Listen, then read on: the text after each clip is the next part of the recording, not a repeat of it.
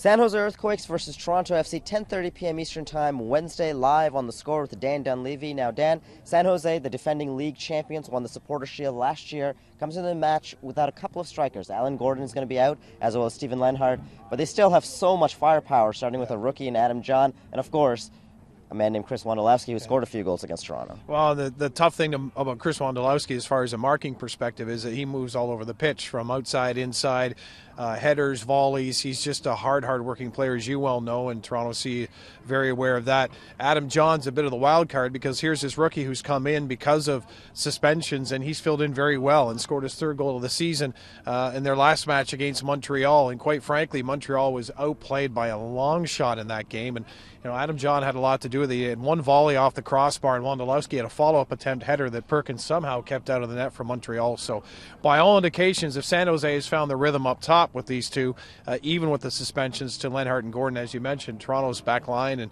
midfield's going to have their hands full.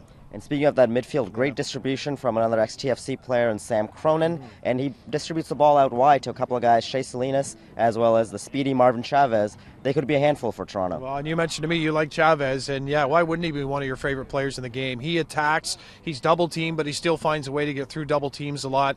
He's great on set pieces, and Salinas, watching him take corner kicks the other day, he almost put one in from the corner down on the left-hand flank. So it's a very dangerous midfield. You're right, Sam Cronin's kind of the anchor in there. Bach as well as another player moves around a lot.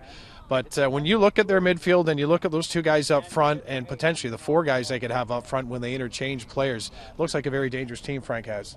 So it should be a good matchup for Toronto on Wednesday night, live on The Score at 10:30 p.m. Eastern Time with Dan Dunleavy, and you'll be joined by Adrian Serio and Lee Godfrey are both on the trip. Fantastic. And on Twitter, use the hashtag TFCLive to join the chat, as well as to enter our tweet of the match contest. For Dan, I'm Asif. We're in San Jose, and we'll see you soon.